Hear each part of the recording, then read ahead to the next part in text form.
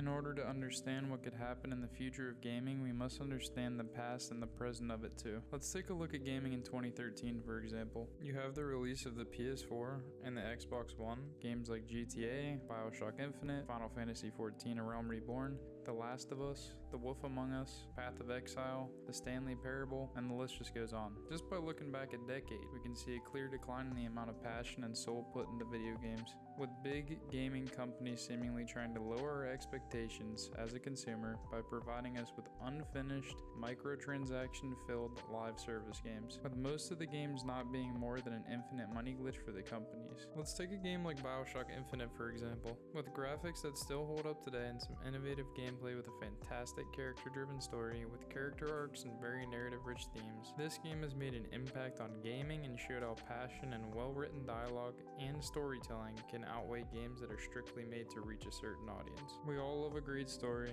and who doesn't like a setting like 1912 in a floating city in the sky? It's a fantastic premise, it's an awesome game, it's an all-around fun game, and it has plenty of subliminal meanings that some political, some entertaining, scattered throughout the entire game. I think if you are in 2023 and you haven't given this game a try, go ahead, because the games that are coming out today are nowhere near worth the amount of time it takes to complete them with all their bugs and uninspired gameplay. The more I look into what the future of gaming can become, I get really nervous. Hi. Okay. When I take a step back into 2013, one of my favorite years for gaming, when I was just a young buck playing a couple of video games at their middle school, hanging out with my friends, and I think those games are more passionate, better designed, similar if not better gameplay. It scares me. You don't scare me!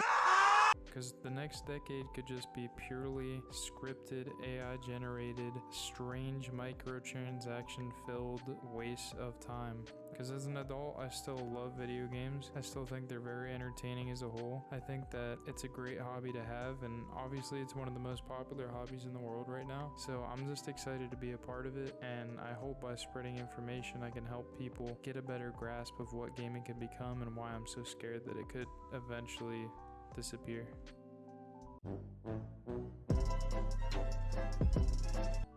Obviously, gaming isn't actually going anywhere. It still makes plenty of money and has 216 million people in America alone playing it. But that alone does not stop my concern for what it is going to become in the next decade. That's why I'm comparing 2013 to 2023, just to put a decade in perspective. Obviously, if you are a gamer in this current time period, there's a lot to be grateful for. There's a lot of very good games, and there's a lot of games that have taken hours and hours of my time that I am happy to never get back. I don't want you guys to think that I'm going into this fully pessimistic, because I do believe that there is a experience in modern gaming that will be fun. I am kind of just scared of the AI curve and everything just trying to hit a political mark in society, which is fine. If you bring realism into games, it is okay. I think there is some commonality in relation emotionally with a game when it has more realistic endeavors in it, but for the standard video game, I would just like them to direct into gameplay. Put more focus on gameplay, story, richness, better themes. Just make the environment come to life in ways they did back in 2013. I have plenty of examples of games that were just better, and they were made by similar if not the same companies, or the same companies had a hand in it, so there's almost no reason it should be this difficult for them to produce a game. I think a lot of it is just all of them working together to create a game that is subpar. That way us as a people don't raise our expectations for the future of gaming to come. Over delivery is actually dangerous.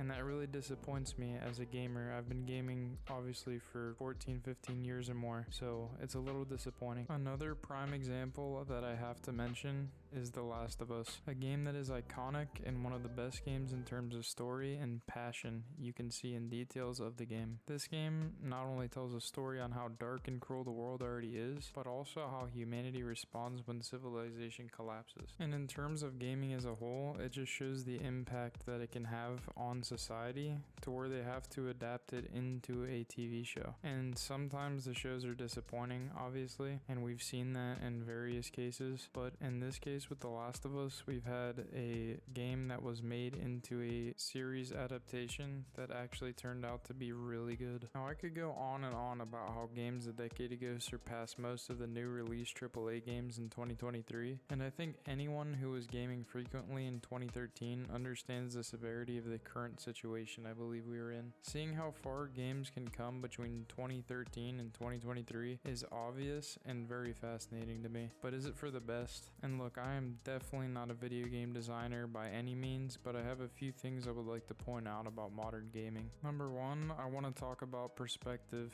We have to remember that games are meant to be what you make of them, and if you go into a game expecting bad results, that's what you'll get. If you go into a game with the intention to give it a shot and make the best of what the game has to offer, it may be better than expected, and you may find out that you enjoy it. With that being said, gaming in 2023 seems to be just some reskin version of previous games like Call of Duty or big names that resell the same games a million times like Rockstar and their DLCs, and the live service monsters like Fortnite, Apex, Destiny 2. These games have their consumers by a chokehold.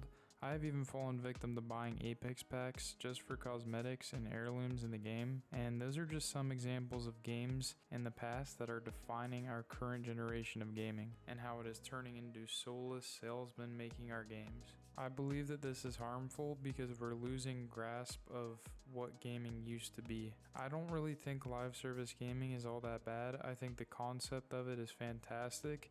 It's just the way that they choose to use that live service game. If it's not filled with microtransactions, it wouldn't be as much of a problem. Also, in terms of reselling games, there has been a wide variety of games that came out recently that were remakes. One of them being Resident Evil 4, the game that's been remade on more consoles than any other game known to man. And then the Dead Space remake this year, how could we forget, is a very good game.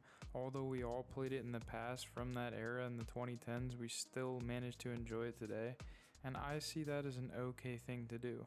Now, adding cosmetics to Dead Space, adding cosmetics to Resident Evil, adding things like that, which they have done in the past, that's where it starts to get a little bit sticky. Now, before I dive deeper into the negatives of gaming in 2023 and what it's going to be like in the future, let's talk about gaming in the current year. It isn't all that bad. We have games coming out like Street Fighter 6, Warhammer 40k Boltgun, Baldur's Gate 3, Metroid Prime Remastered, Legends of Zelda Tears of the Kingdom, and Blasphemous 2.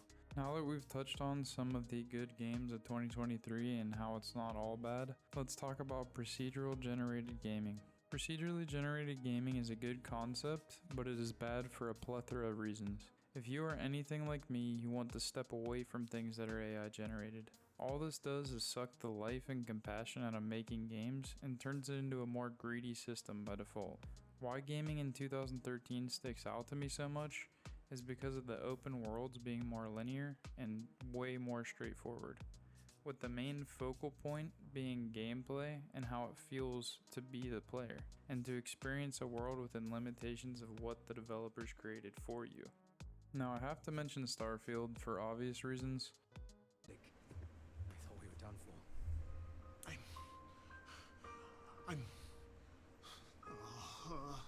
With an open world game that walks you into a do-it-yourself, explore-away attitude, it changes how a procedurally generated world can look, because on the surface of the game, you see a huge environment with a lot of terrain and exploration to be had. Yet hidden under the code of the game itself is an asset generator that automates the textures and models around you, which is procedural generation. Now bear with me because I am aware of how useful this tool can be for gaming, and how games like Minecraft, Terraria, and Deep Rock Galactic all share this as a core component for what makes them so great.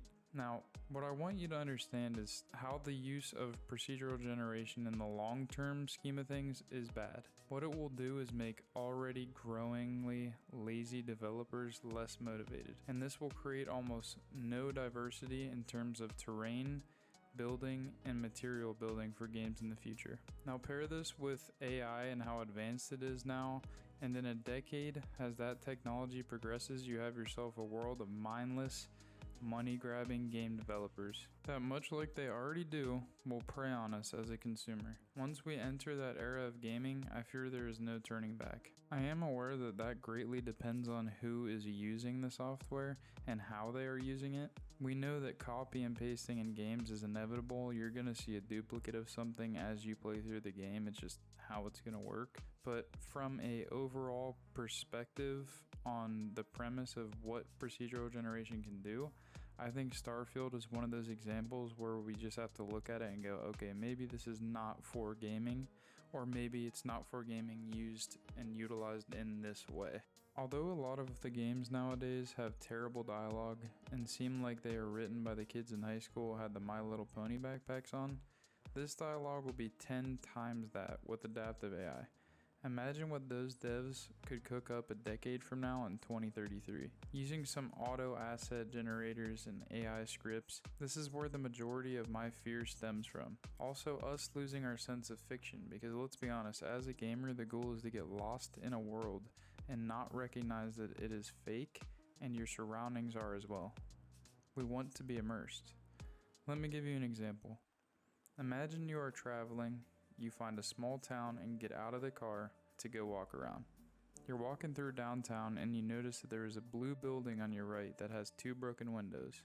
Then, as you explore on around the street, you walk another block and see the same blue house with the 2 broken windows again. You brush it off as if it's just a coincidence, maybe double checking to make sure if it's really identical. Then you give up and walk further up the street only to see the same blue house with the same 2 broken windows again. You would then be aware something was wrong, and it would ruin the experience of exploring a new town and a new neighborhood. Oh my god, who the hell cares? My point is, we all go through games looking for an escape, and every moment we are aware that it is fiction, it can be disappointing.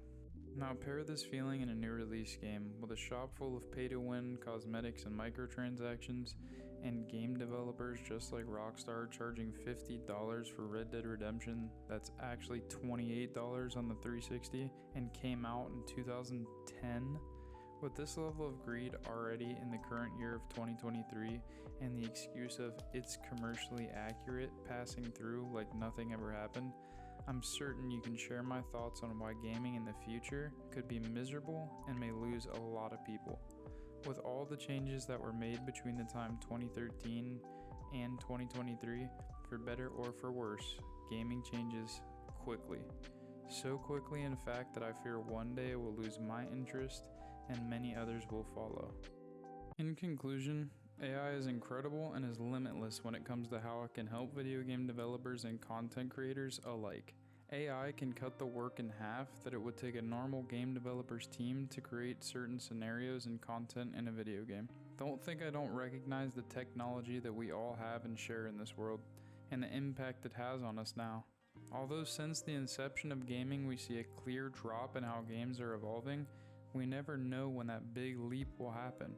I hope you all are as curious as I am to see what happens. I am not a time traveler, but from what I showed you in this video, I hope you are now more aware of why the future of gaming could be worrisome for me and millions of others.